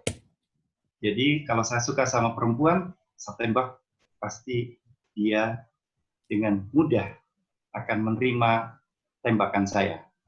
Jadi saya nggak pernah punya masalah untuk nembak cewek. Oke? Nah, kenapa? Karena saya belajar teknik komunikasi. Teknik komunikasi yang saya pelajari adalah orang Jawa itu ketika diem saja, itu artinya mau. Jadi, kalau kita nembak, dia diem aja, secara komunikasi itu merepresentasikan kalau dia mau sama kita. Jadi saya harus pilihkan diksi yang tepat, kata yang tepat untuk nembak supaya dia diem. Dan apa yang saya lakukan? Ya saya tembak dia. Kalau orang nembak biasanya saya suka sama kamu, biasa. Saya cinta sama kamu, biasa. Mau nggak kamu jadi pacar saya? Biasa. Karena saya tahu teknik komunikasi yang saya lakukan, pertanyaan saya cuma gini. Dek, saya suka sama kamu. Ada pertanyaan? Biasanya dia diam. Jadi dia mau. Tapi pernah juga ditanya, saya suka sama kamu. Ada pertanyaan? Kakak gila sejak kapan? Oke. Itu double punch. Lucu pertama adalah ketika diam, lucu kedua adalah ketika dibilang kakak gila kapan. Itu double punch. Dan itu bisa kita lakukan. Ketika ngajar, gunakan teknik double punch. Dapat satu learning point, tambahkan lagi learning point-nya. Teknik keempat. Teknik kelima, hiperbola. Kadang-kadang kalau dalam stand up comedy, hiperbola itu penting melebih-lebihkan. Ya, misalnya gini. Saya kemarin ketemu seorang ibu-ibu yang dandanannya luar biasa tuh. Alisnya digambarin, mukanya, lipstiknya di monyong-monyongin, dan ternyata ketika dia jalan, ternyata dia laki. Misalnya itu hiperbola adalah menceritakan sesuatu yang dilebih-lebihkan. Nah, sebagai trainer boleh nggak lakukan hiperbola? Hiperbola boleh selama tidak lari dari konten, tetapi Anda ambil learning point-nya. Oke. Nah, ini yang tadi. Kenapa saya suka dengan teroris di kelas? Ada satu teknik di stand up comedy namanya heckler handling. Heckler adalah orang yang suka nimpalin dan bikin konsentrasi kita buyar. Handling adalah cara menangani heckler. Nah, itu sering terjadi. Ketika kita di kelas, banyak orang yang diletup-diletup. Nah, kalau di online training, diletup agak susah, ya. Karena hostnya bisa dinonaktifkan. Punya kesadaran dinonaktifkan sendiri. Tapi nyeletup jadi problem. Begitu juga ketika kita ngajar, persoalannya ada kadang-kadang feel kita nggak dapat nih ketika ngajar. Tetapi interaksinya bisa dilakukan. Misalnya kita bisa mengoptimalkan, kayak tadi di awal, itu adalah proses saya melakukan icebreaker dengan mengajak Anda interaktif dengan, masih ingat, dengan bentuk kotak, bentuk segi 8, segitiga. Atau kalau kita ingin bagaimana menghandlingnya adalah dengan cara gunakan yang disebut dengan breakout room. Breakout room adalah kalau sekarang pesertanya misalnya 100, kita bagi aja 10, 10, 10. Mereka punya ruang sendiri untuk diskusi, kasih tugas. 10 kelompok ini kita kasih tugas, kasih waktu. Oke, kita akan diskusi 10 menit. Hasilnya Anda tuliskan, setelah itu kumpul lagi dalam satu ruang. Itu ada disebut dengan breakout room. Di kelas online menggunakan Zoom, kita bisa gunakan ini. Oke, nah, heckler handling itu menjadi hal yang menantang buat trainer. Oke, persoalannya gimana? Kalau saya ketemu orang yang selalu men-challenge saya jadi terus di ruang saya, apa sih yang harus kita lakukan? Simple. Biasanya, ingat prinsipnya, orang dewasa ketika di kelas ingin terlihat pintar. Sekali lagi, orang dewasa ketika di kelas ingin terlihat pintar, itu yang harus kita handle. Kenapa? Kalau nggak kita handle, dia akan jadi teroris dan merusak suasana kelas. Bisa jadi konsentrasi kita jadi buyar. Jadi kalau bertemu dengan heckler semacam ini, ketemu dengan teroris, apa yang saya lakukan? saya justru sangat respect sama dia untuk menanggapi. Karena pada dasarnya dia suka untuk kita dengarkan. Kadang-kadang nggak perlu dikasih solusi, dengerin aja, dia akan senang karena dia akan menunjukkan siapa dia. Nah, backlight handling sama ketika kita melakukan menghadapi peserta sulit. Berikutnya riffing. Riffing itu adalah improvisasi dengan mengandalkan situasi penonton. Yang harus diperhatikan adalah kadang-kadang kan kita suka ketika ngajar, kita melakukan riffing. Ini peserta oke nih, saya akan lakukan. Saya akan lakukan contoh di stand up comedy. Misalnya, saya akan melakukan riffing terhadap Kang Madu. Mohon maaf Kang Madu, saya riffing sebentar. Contohnya gini. Katanya, orang botak itu ada perbedaannya. Misalnya gini, orang yang botak di bagian depan itu menunjukkan kalau dia pintar. Orang yang botak di belakang itu menunjukkan kalau dia pemikir.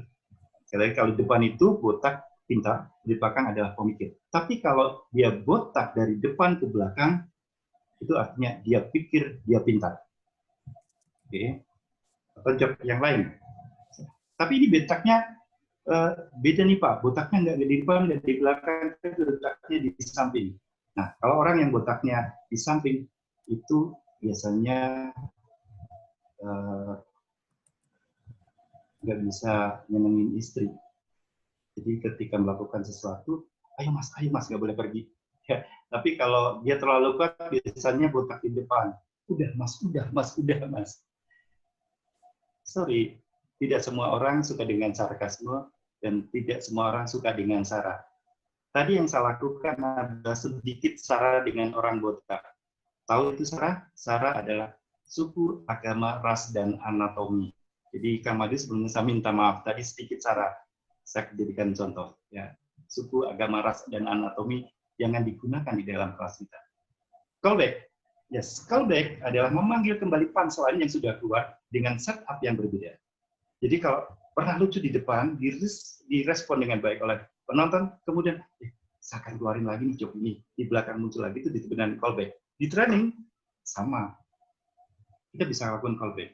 Oke, saya dapat learning point ini, supaya nancep, supaya bisa jadi anchor kepada peserta, saya bisa memunculkan kembali learning point ini di bagian belakang. Itulah kenapa minimal dalam training diulang 3 kali, karena kita bisa callback lagi untuk mengingatkan.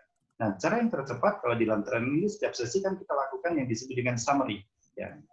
Ada disebut dengan teknik ROPS. ROPS itu review, overview, presentation, exercise, dan summary.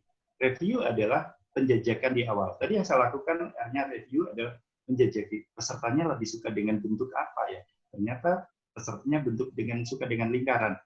Saya sudah bisa mapping. Oke. Review. Overview adalah menjelaskan topik kita. Jadi kita mau jelasin, oke, ini tujuannya ini, ada tujuan umum, ada tujuan khusus. Teman-teman yang dari mungkin sangat tahu tujuan umum dan tujuan khusus. Kita harus jelaskan di depan. Jadi teman-teman nanti di training ini, kita harapkan kita bisa belajar begini. Itu tujuan umum. Dan tujuan khusus lebih spesifik lagi. Ya. Kemudian presentation.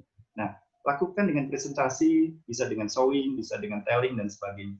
Kemudian berikutnya adalah exercise. Jangan lupa teman-teman ketika kita ngajar, kita juga akan melakukan exercise, karena itu lebih mudah diingat. Dan terakhir, setiap ngajar kalau bisa lakukan setiap sesi dengan cara lakukan summary, simpulkan. Nah, kalau kita malas simpulkan, kita susah simpulkan, gampang caranya. Oke teman-teman, silakan berbagi dua-dua, silakan Anda cerita sama partner Anda, setelah itu kita sama-sama apa yang Anda dapat di training itu sudah mensamerikan. Kita sebagai training capek untuk mensamerikan, tapi peserta mensamerikan sendiri. Dan di bagian terakhir, roasting. Nah ini sebenarnya sesi yang sangat saya suka melakukan roasting. Ya. Jadi kita bisa gunakan teman-teman yang tutorialis itu jadi roasting. Kenapa? Biasanya ketika ada orang yang aneh di kelas kita, ketemu peserta yang mengganggu kelas kita, ketika kita roasting, peserta lain jadi senang karena dapat hiburan nih. Ya, jadi itulah teknik roasting. Teman-teman juga harus perhatikan, nggak semua orang suka di roasting. Oke, ini slide terakhir saya ya adalah setiap orang bisa menjadi guru dan setiap tempat bisa jadi sekolah. Ini dari Ki Hajar Dewantara. Nah, saya pernah melakukan pertanyaan ini sama teman-teman di kelas. Kalau saya tanya, teman-teman, Anda tahu nggak sih sebenarnya guru yang ada di Indonesia pertama kali itu namanya siapa? Ada yang bisa jawab kecuali Pak Egi. Siapa guru di Indonesia yang pertama kali? Ada yang tahu? Ayo. Orang Siapa tua. nama guru pertama di Indonesia? Ibu. Orang tua. Budiman. Ibu. Yes. Jadi siapa yang jawab? Betul, namanya Budiman. Kalau Anda nggak percaya, guru pertama kita namanya Budiman, yuk kita nyanyi sama-sama. Ya, masih ingat lagu? Oh ibu dan ayah selamat pagi, ku pergi belajar sampaikan nanti. Selamat belajarlah penuh semangat. Itulah tandanya kita murid Budiman. Jadi Budiman adalah guru yang pertama. Kurang lebih itu, terima kasih. Oke. Ya, kemudian. Kasih plus dong buat Pak Derajat kita. Keren kata Mas Adi. Boleh nanya nggak Mbak Dian? Mbak Dian boleh nanya satu? Ini banyak Boleh yang tanya di atas itu tadi. Boleh. Nanya satu? Boleh Pak Eka. Boleh ya? Oke, mau nanya Pak Derajat, ini tadi kan kita membahas partisipan training, ada yang turis, narapidana, teroris, dan pembelajar. Nah, ada nggak klasifikasi yang sama untuk para trainer? Karena bisa jadi partisipan kita itu akan melihat trainer ini model apa sih? Apakah model otoriter atau model komedian apa gimana? Apakah ada klasifikasi seperti itu nggak Pak? Oke, terima kasih Pak Eka, pertanyaannya menarik. Ya, kalau tadi kan dari partisipan kita, sekarang balik ke trainer kita. Ya, ada nggak tipe-tipe trainer kita? Nah, sebenarnya problemnya mengklasifikasikan itu ada di persepsi orang, Pak. Jadi saya selalu percaya 7 detik pertama akan membentuk persepsi.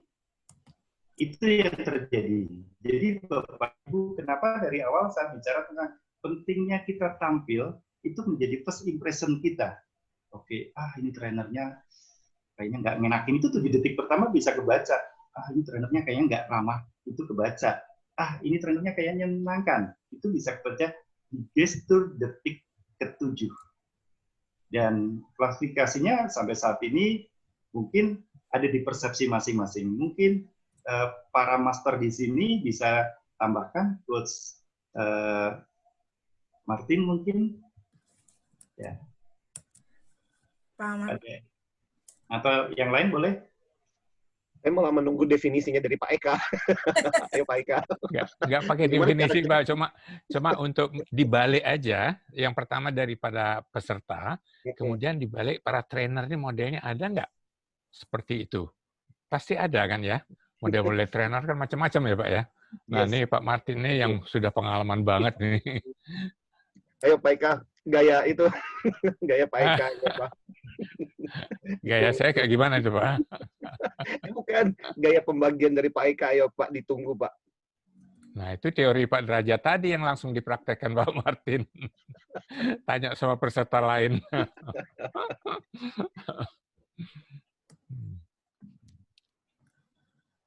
Oke. So? Tidak terjawab, tidak apa-apa. Ya, jadi sebenarnya gini Pak Eka. Kalau saya udah tahu nanya kan nggak benar Pak Derajat ya, makanya karena nggak tahu saya tanya. baru muncul tadi aja tanpa mikir. Iya, oke. Tapi intinya gini Pak, persepsi itu muncul, kemudian itu akan menjadi label. Dan untungnya, ketika kita menjadi seorang trainer, kita nggak boleh melabel diri kita Pak. Contohnya gini, ada banyak training yang akhirnya ketika kita selesai training, orang pulang, kemudian ketika ditanya atasannya, waktu training dapat apa? Oh, trainernya ganteng. Oh, trainernya lucu. Oh, trainernya ngeselin. Bukan itu objektif yang didapatkan. Makanya labeling itu jangan sampai muncul kita sebagai seorang trainer. Ya. Nah, untungnya tadi ya, di Instagram saya suka pelajarin juga, nggak ada lah komunitas-komunitas. Misalnya di Instagram, komunitas trainer keren, komunitas trainer lucu, itu nggak ada. Tapi komunitas pramugari cantik, komunitas karyawan bank cantik itu banyak, Pak. Tapi di trainer nggak ada. Itu labeling. Ya. Jadi, usahakan kita jangan melabel diri kita sendiri atau dilabel oleh peserta kita. Kurang begitu, Pak Eka. Iya. Jadi ini jawaban saya nggak mikir, Pak. Ada pertanyaannya, apakah sikap dari trainer bisa mempengaruhi seorang menjadi teroris atau menjadi terpelajar, dia diam aja mungkin. Nah, itu kan saling terkait ya, Pak Derajat ya. Setuju, Pak. Bisa, Pak. Tadi, first impression kita itu akan melahirkan respon berikutnya dari audiens kita, dari peserta kita. Yeah. Ketika tampilannya mungkin, oke. Ya, saya minta izin pakai nama Dr. Rahman ya. Bapak ketika melihat Dr. Rahman, ya dosen yang sangat senior, first impression Bapak apa, Pak?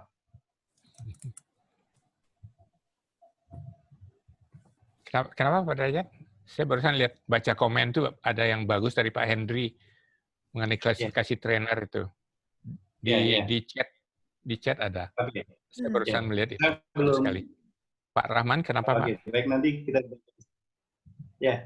saya kasih contoh, misalnya kita bicara tentang, mohon izin Dr. Rahman, saya jadikan contoh. First impression Bapak Pak Rahman.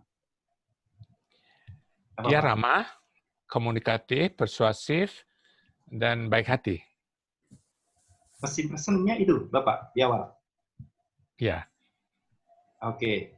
Nah, di awal pun kita bisa tahu, tapi persepsi Bapak bisa jadi berbeda dengan persepsi yang lain. Bisa misalnya, jadi ya.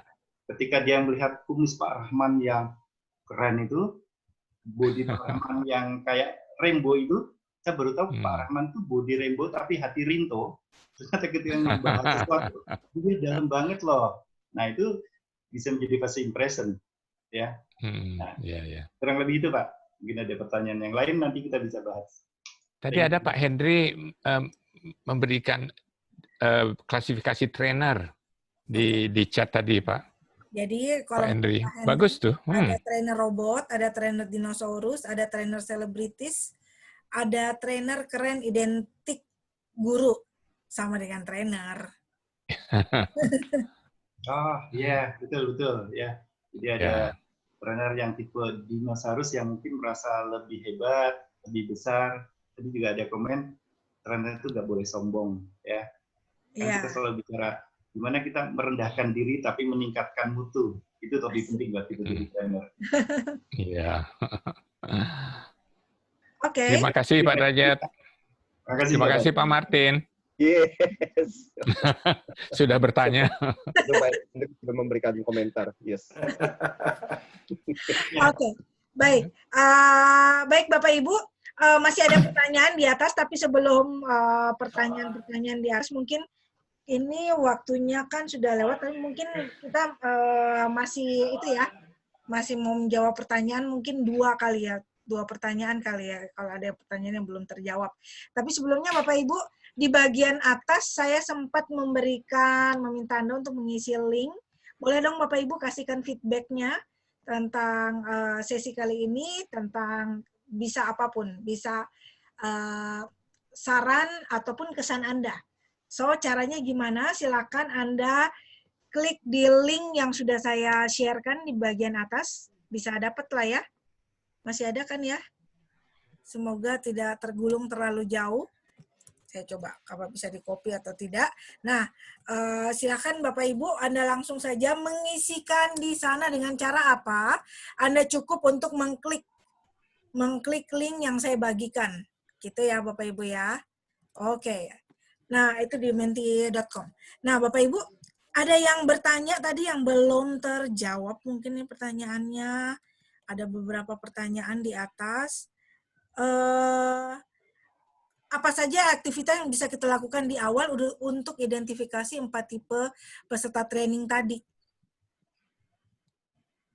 Oke, yes. Pertanyaan dari siapa, Mbak Dian? Dari Pak Daniel Sanjaya. Oke, Mbak Daniel Sanjaya, thank you.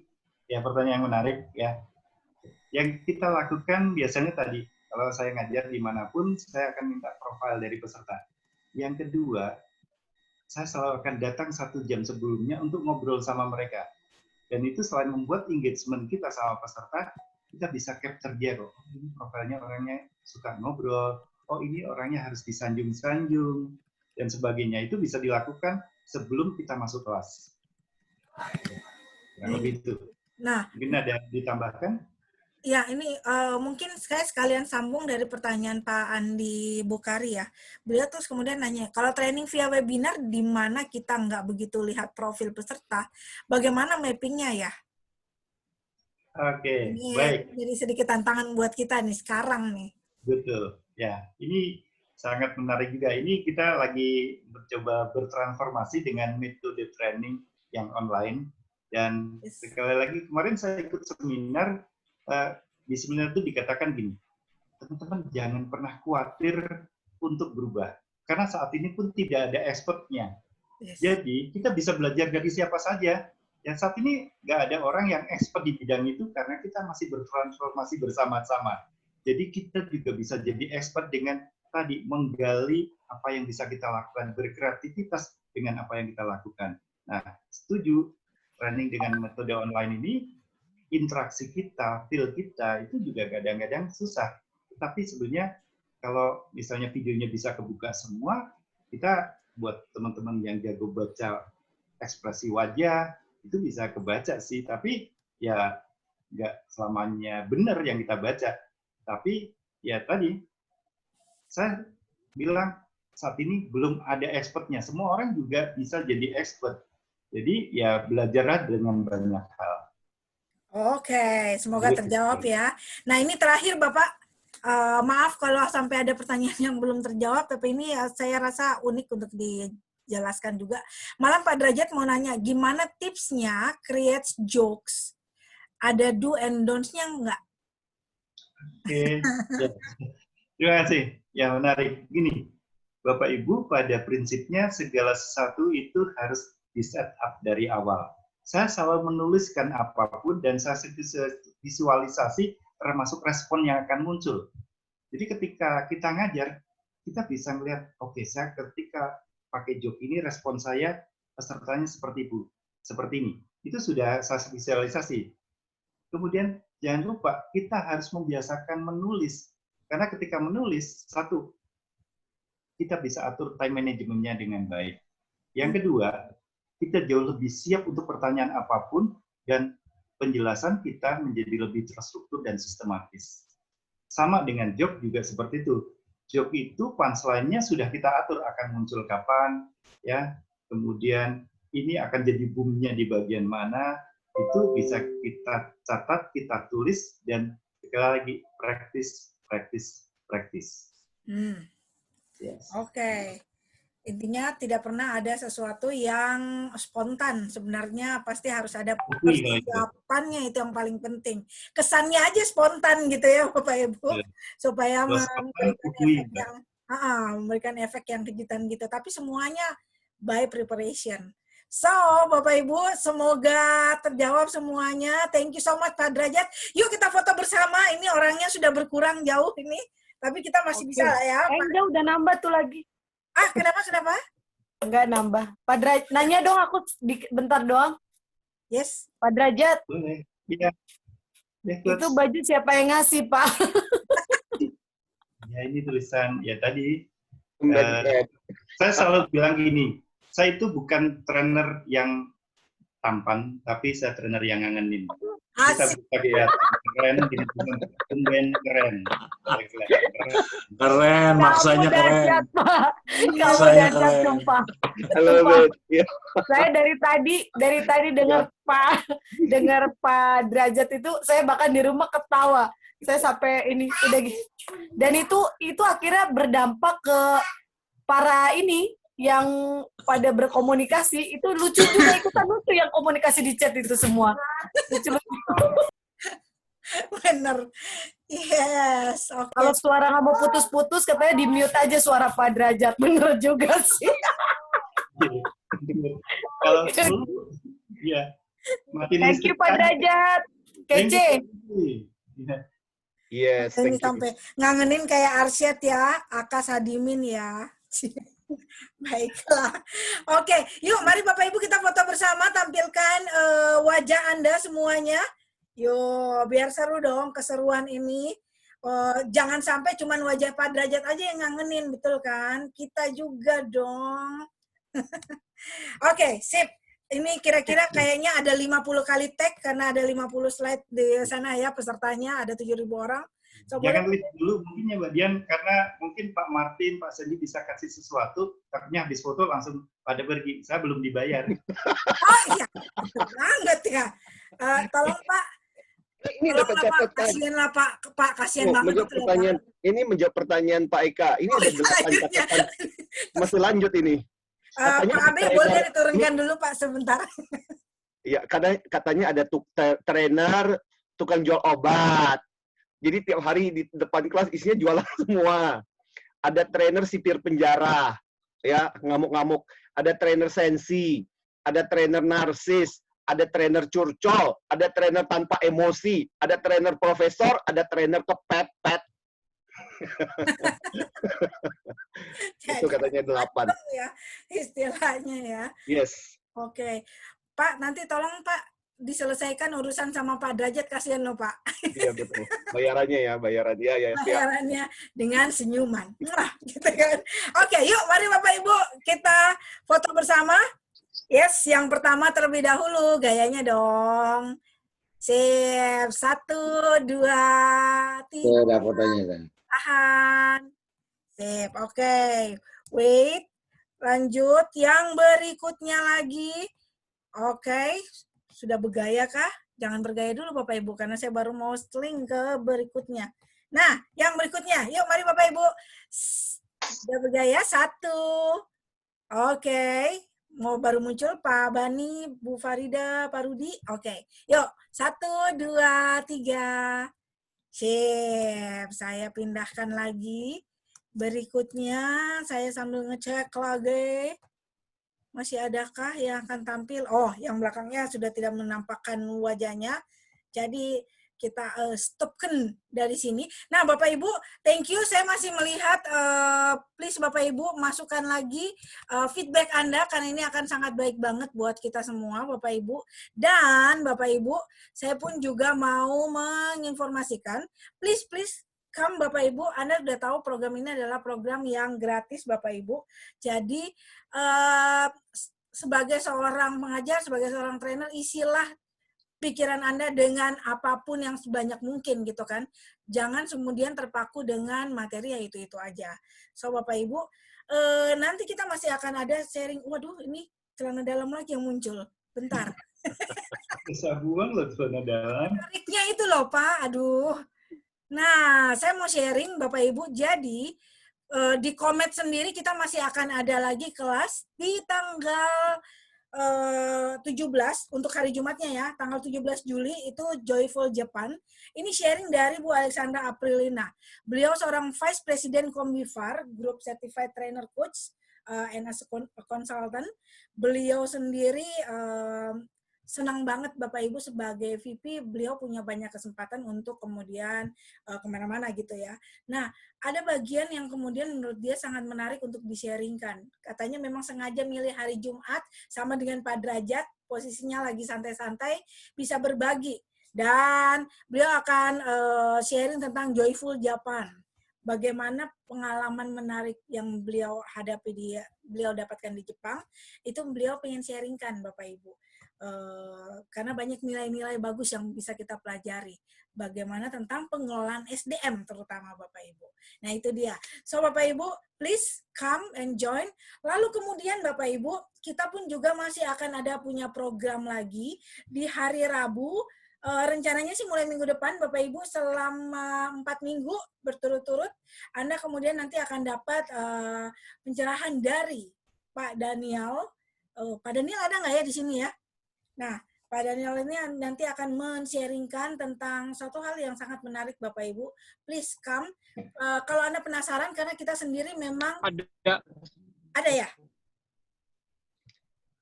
Pak Daniel ini adakah? Ada di jalan. Oh, lagi di jalan. Oke. It's okay. So, Bapak Ibu, bagi Anda yang penasaran mau bakal ngomongin soal apa, Bapak Ibu tinggal datang aja ke Instagram dari Pak Antoni Dio Martin, ataupun di Instagram HR Excellency untuk mendapatkan sharing apa yang bakal Anda dapatkan Bapak Ibu. Setiap hari Rabu, mulai Rabu besok Bapak Ibu. Tetap di Komet Online Course pastinya, karena beliau pun juga Master Trainer di sana. Nah, Bapak Ibu, bagi Anda yang ingin mendapatkan pencerahan lainnya, please Bapak Ibu, kita sendiri pun juga punya, selain dari MWS Indonesia, dari HR Excellency ada online learning program for professional and leader.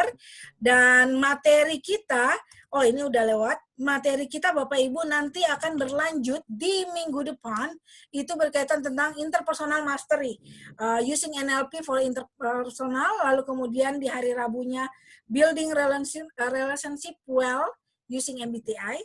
Dan yang terakhir, ini saya karena mau buru-buru jadi ngomongnya jadi kecepatan. Saya nanti bakal diprotes sama Bu Riri gitu kan, Mbak Riri, Kakak Riri. So di hari Jumat akan ada materi tentang power influence. Ini ngomongin soal DISC Bapak Ibu. So silakan Bapak Ibu, kami masih punya 4 minggu program online learning dengan tema yang berbeda-beda setiap minggunya.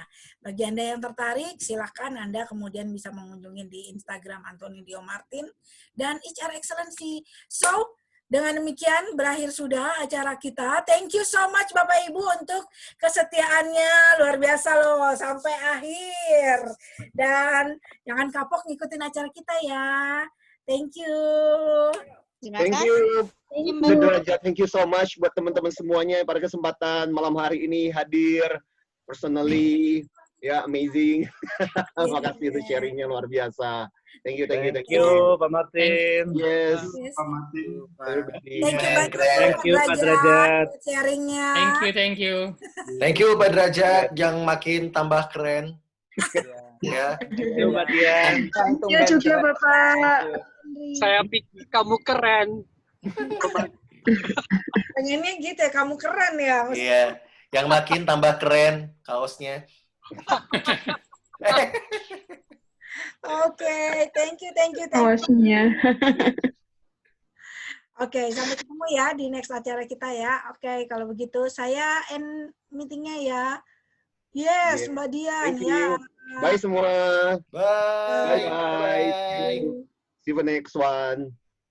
Oke, dadah. Hai, Pak Derajat. Thank you semuanya. Tunggu saya mau end. Sudah saya bayar ya Pak Derajat. Sudah saya transfer. Ya, Lunas. Thank you, luar biasa Pak. Saya cek Pak. Wih, Pak, kayaknya salah masuk rekening Bank Mandiri Pak. Wah, langsung dilapor. Pak Derajat dapat salam dari Mbak Clara ya. Oh iya, terima kasih. Wah, luar biasa. Pak Igi mukanya cerah setelah videonya sama Mbak Clara. Asik. Siapa Bisa itu? aja deh. Oke, bye-bye. Bye-bye. Ini masih ada yang nanya soalnya di chat. Bu Selina, kenapa Bu Selina? Bu Selina masih ada kah? Bu Selina? Oh, what happened? Ada yang bisa dibantu? Udah di itu? Nggak kedengeran suaranya Ibu ya? Oke. Padahal udah nggak di-mute ya Bu Selina ya? Sepertinya laptop saya sudah capek dengan saya ngomong. Oke, kenapa Bu Selina ada something? Saya kekirim satu file. Saya juga nggak tahu file apa karena tadi saya lagi klik-klik. Maaf, saya ada bantu untuk anak-anak ngurus donasi segala macam. Jadi banyak tambah saya paralel klik-klik. Ini ada chat. Saya juga udah nggak tahu chat kapan, tapi sepertinya harusnya delete karena ini private nih. Bisa gimana delete Mbak Dian? Oh, oke. Kirimnya ke mana ya, Bu? Saya sih nggak dapat apapun di sini. Ada di chat itu Mbak Dian. Saya kepencet juga tadi itu. Oh, oke. This one ya. Ya udah, kalau gitu di ini aja, Bu. Saya langsung end meeting aja. Begitu end meeting, semuanya udah nggak akan bisa akses itu. Termasuk saya. Oh, Karena di sini dia nggak bisa diapa-apain nih kalau ada di sini, Bu.